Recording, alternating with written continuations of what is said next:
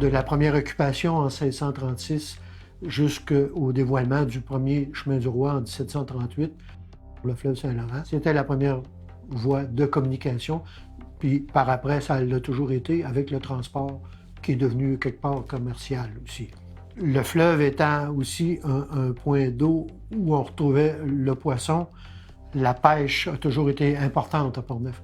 Des tout premiers, les seigneurs qui concédaient les terres, chacun avait son droit de pêche à l'avant. Ça, c'était un élément très important pour ces gens-là parce que le poisson était quelque chose de prisé pour les gens. La pêche la plus connue, qui a été fin du 19e, quand même importante, avec ce qu'on appelle le poisson des chenaux, la petite morue. Ça a toujours été présent, ça, à Portneuf, à venir jusqu'à récemment. Ça a été une activité plus sportive qu'autre chose, mais ça a été quand même important. C'est une grosse activité hivernale pour les gens. À partir de 1808 ou 9, jusqu'à la fin du 19e, il s'est construit quand même plusieurs bateaux avec différents chantiers. Pour accéder à ça, évidemment, au tout début, les Coleman avaient bâti des quais du long de la rivière Portneuf, qu'on a appelé à l'époque les quais de la Reine. Ça prenait ça pour accéder et puis accoster pour leurs besoins. Tout ça a amené aussi un autre quai que nous, maintenant, on connaît comme l'Observatoire Alcoa. Il a été, depuis 1923, occupé par la famille Lemay. Eux l'avaient un peu modifié. Mais le premier quai à cet emplacement-là, on le doit à George Burns Symes, qui, lui, en 1860, a repris les actifs de la seigneurie parce que Angus MacDonald avait failli quelques années auparavant. Et puis, ça a amené aussi, plusieurs années plus tard, soit en 1957 et 58, la construction du Grand Quai tel qu'on le connaît actuellement, là.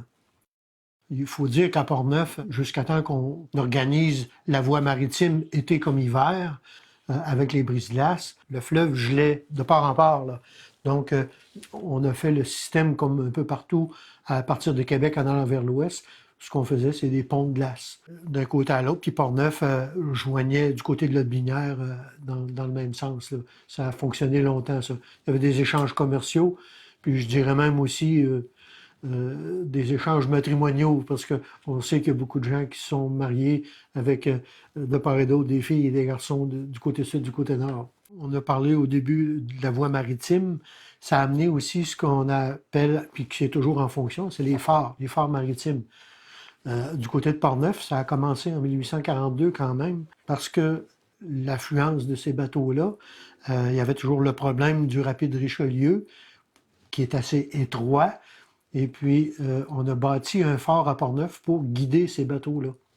Puis du même coup, ceux qui venaient de Québec, en venant vers Portneuf et plus tard monter vers Montréal, en fait, je parlais du rapide Richelieu qui est du côté de Deschambault. Ça a été baptisé comme ça par Champlain à l'époque. En fait, c'est vraiment un rapide au niveau du fleuve. Puis, si on se reporte au tout début de la colonie, les bateaux qui voulaient gravir ce coin-là, c'était à voile. Donc, il y avait seulement une courte portion de la journée où, avec des vents favorables, ils pouvaient franchir cette étape-là. Plus tard, ça s'est réglé avec l'avènement des bateaux vapeur, parce que là, il y avait un moyen de locomotion. Mais auparavant, c'était une difficulté de traverser le Richelieu.